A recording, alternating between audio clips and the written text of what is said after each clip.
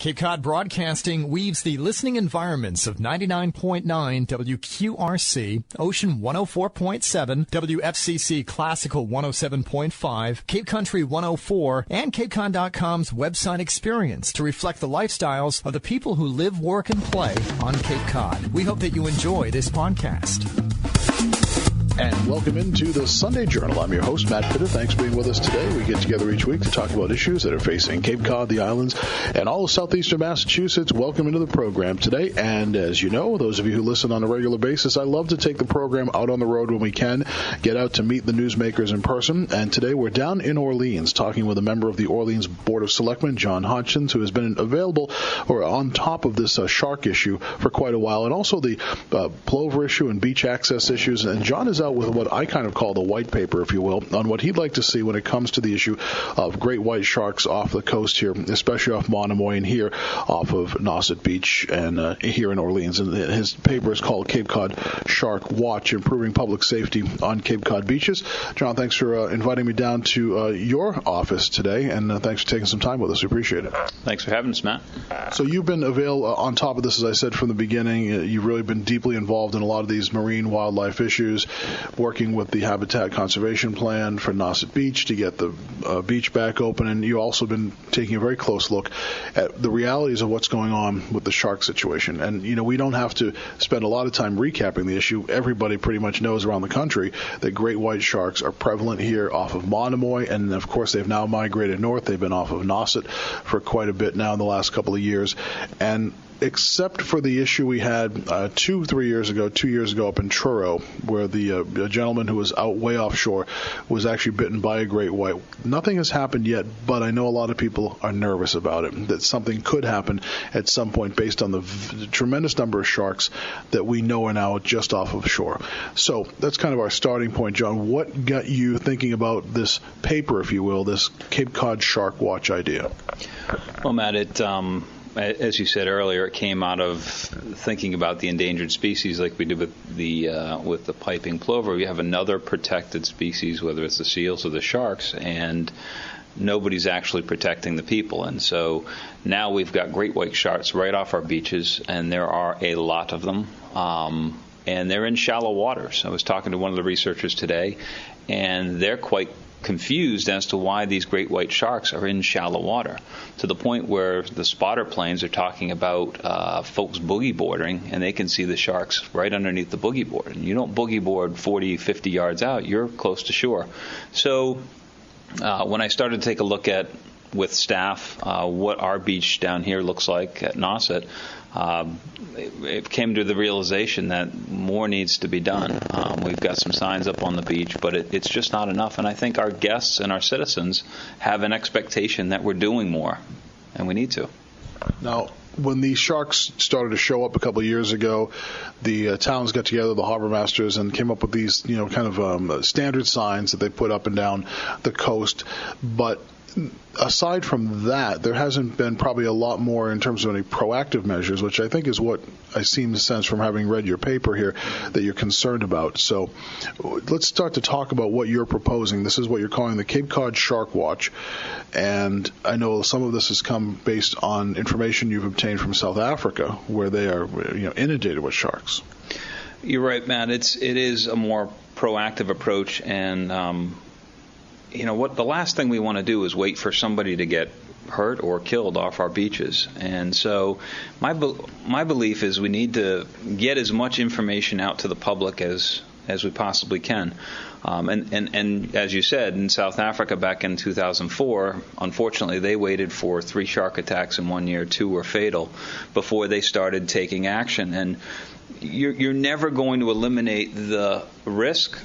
You're never going to be able to spot every shark, but by putting some simple measures in place, I think you can start to minimize that risk. And it starts by getting eyes on the water, which, depending on what beach you're on, will determine how you actually do that. Maybe it's with a plane, maybe it's with higher lifeguard stands, which at Nauset, I believe, is the approach we're going to do. We're going to add another level to our tallest stands. So improve communication. Right now there's very little communication between the seashore, and in our town. In fact, even from stand to stand, there's poor communication. A simplified flag system. Currently, I can't begin to tell you how many people ask me what a purple flag means. I actually had to go and look it up myself. In South Africa, they have a very simple system, green, amber, red, and you can figure out on your own. Red is, hey, there's been a shark sighting in the last hour. Amber, last 2 or 3 hours. Green, there have been no sightings today. And then you take it a step further, and I think we can work with the folks that are out there studying the sharks and tagging the sharks. And if you got actually real-time transponders out there, you could create an app for your phone or to a website. And again, you're educating the public. You're not solving the problem completely, but you're educating them. They can pull up an app now with real-time transponders that tell them, you know what? Today, on Trail 5 of the south side of the beach there have been 10 pings of sharks going by. Probably don't want to access the water that day. So it's about that kind of education and being proactive like that. Something like this would have to obviously be multi-town, probably multi-jurisdictional, because as you're pointing out, there could be a shark spotting just off of Monomoy or off of Lighthouse Beach down in Chatham, and obviously within just minutes, if that shark's heading north, it could be off of Nauset. So let's talk about that. We're talking about probably a significant type of communication network where if something is spotted very close to the beach in Chatham, everybody up the line is notified simultaneously, I would imagine, is what you're looking for. That's a crucial piece to this. I would imagine most of our guests right now believe that this exists, and it doesn't. I was just this morning on the phone with one of the gentlemen that's in the spotter planes, and they could not get communication down to the beach staff to let them know that the sharks, as I said earlier, was swimming under the boogie boarders to the point where they had to come down with the plane and circle to get everybody's attention. That's just unacceptable. The next day they went up and they did have phone numbers this time, except up on the seashore they got voicemail. So yeah, communication's got to be an enormous piece to this, and how it gets implemented, that's for our staff to put together, but it's got to start, and from Chatham really all the way up to P-Town. Because we have seen sharks up in Provincetown and even really coming around the side, to the north side of Provincetown as well. Now, communication, I think you touched on something that might be maybe a challenge that would have to be dealt with, because especially if you're in areas on some of the national seashore beaches, if you're out on the backside beaches, there's very little, any phone service at all or data out there. So you might even have to be thinking about some type of two-way communication system that is built that is literally running the coast from north to south, so that there's going to be some repeaters and things that two-way radios aren't going to lose any reception. And this is an issue that we're well aware of, because if anybody ever been down to Nauset Beach, you lose cell service as soon as you go down the hill. So our staff is busy trying to reach out to Verizon. We might have to take it up the next level to some type of legislator to get some more leverage there. But you're right. You go to these beaches and you don't have cell service. And when you compare the number of people on the beaches compared to the number of staff, the bet would be that if something was to go wrong, it's going to be somebody guest on the beach that picks up their cell phone and tries to make that phone call. And the last thing you want is that not to work. That needs to be as smooth as possible. We're on the road today with the Sunday Journal in Orleans, talking with Orleans Selectman John Hodgson, and we're talking about his proposal called Cape Cod Shark Watch, improving public safety on Cape Cod beaches. And to summarize, John is saying that it's time for the region to get a little bit more serious or a little bit more involved in having a specific public safety plan that would have various aspects in place, including communication, a simplified flag warning system, shark spotters, etc. So this is out now in the public. John, we've reported on it. And what's the strategy now? What is your plan for basically taking this across the lower and the outer Cape? Well, I'd say that the plan, being a selectman in Orleans, has started with our staff and our board meeting last night. We spoke very specifically about our beach because there are some big concerns there that we had to spend some time on. But from here, I'm going to reach back to our beach coalition that we put together when we were dealing with the piping plovers. We reached out to most of the Cape towns to join a coalition, and I think that's probably the best place to start to get them engaged again. This is an issue, as you said, that we all need to be involved in. If we've got information, I'm sure they're interested in Wellfleet on the Bay side, just as interested as the folks on the Orleans side and the ocean. So that's really the next step, and doing this, the public awareness and starting to push this is going to be an important piece. We can't just ignore it every year. The winter comes along, we knock on wood, nothing's happened. We owe it to the citizens, we owe it to the guests to do our best to keep them safe, but also the folks that don't go in the water, because God forbid there is an attack or multiple attacks. What will that do to your Cape economy? Are people going to start making decisions about where they go for vacation? And the beaches is how our citizens make a living. I saw something very interesting on that point this summer, John. I was going to a story over in the Falmouth area and went through the rotary over on the Bourne side and was going down 28, heading down into Falmouth, and there was a surf shop on the right-hand side of Route 28 that had one of their vans out front with an ad for their surfboards and their wakeboards and their paddleboards. And on the van they had a big sign with a shark and a big X through it, and the indication was, if you come over to Buzzards Bay, there are no sharks over here. So some people are already saying, you know what, some people might be a little bit nervous to come back over here and jump into the water. And we think about all the people that surf off of Nauset and Coast Guard and Nauset Light Beach. It's a very popular surfing area. That could be a problem out there. It is, and that's why this is the good first step. I mean, this is getting eyes on the water, more eyes on the water. That communication piece is crucial, and really, especially if we can get this website app working, where people can start to make good decisions about when to go in the water, when not to go in the water, educating them. Again, it sounds silly, but not to be swimming with seals, and just really making good decisions on their own. I think we won't lose that tourism piece.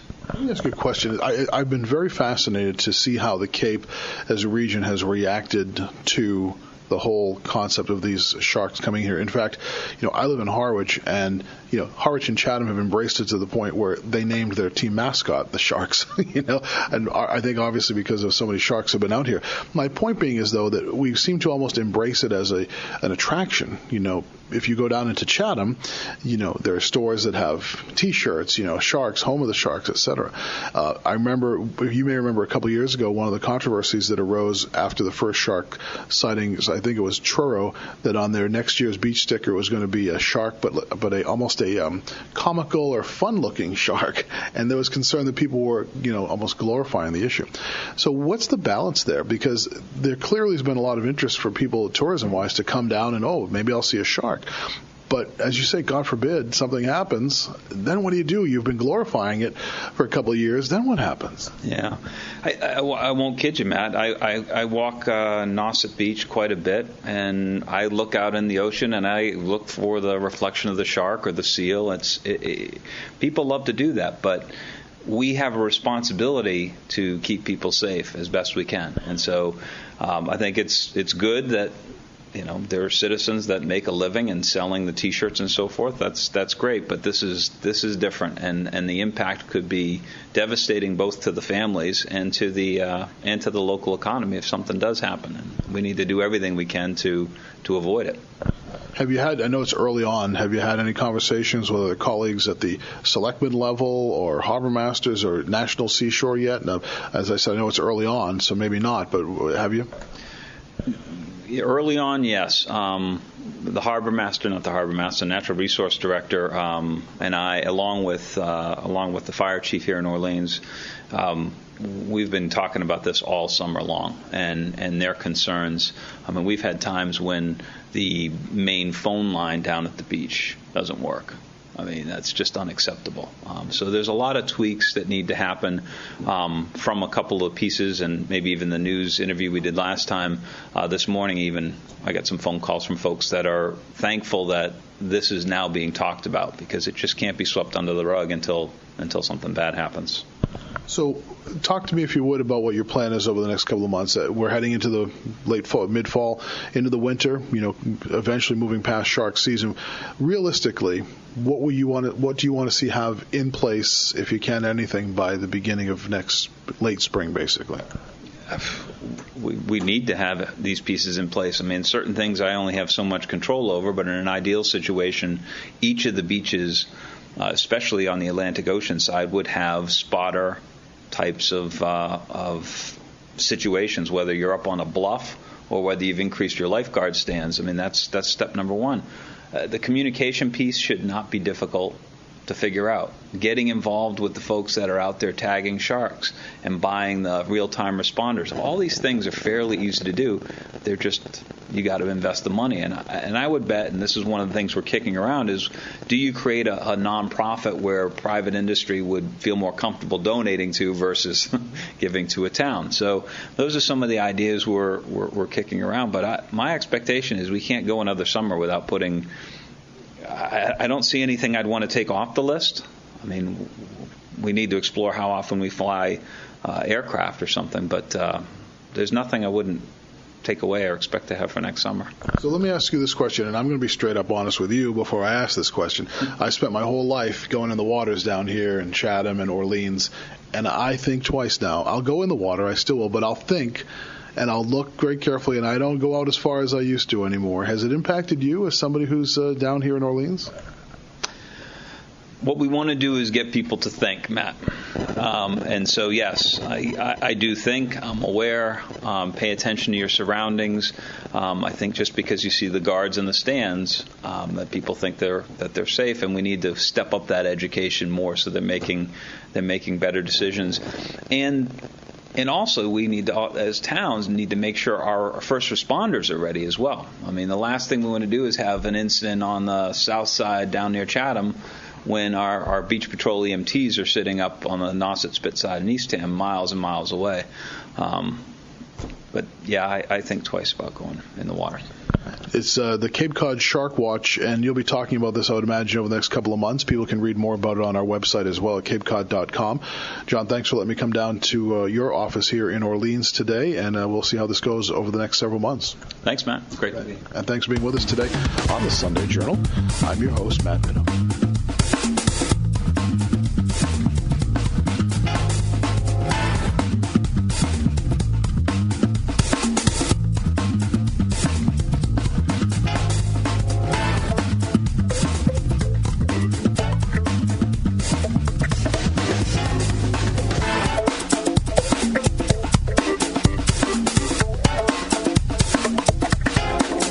This podcast is a presentation of Cape Cod Broadcasting, which is solely responsible for its content. Thank you for listening. For more information, please visit us at capecodbroadcasting.com.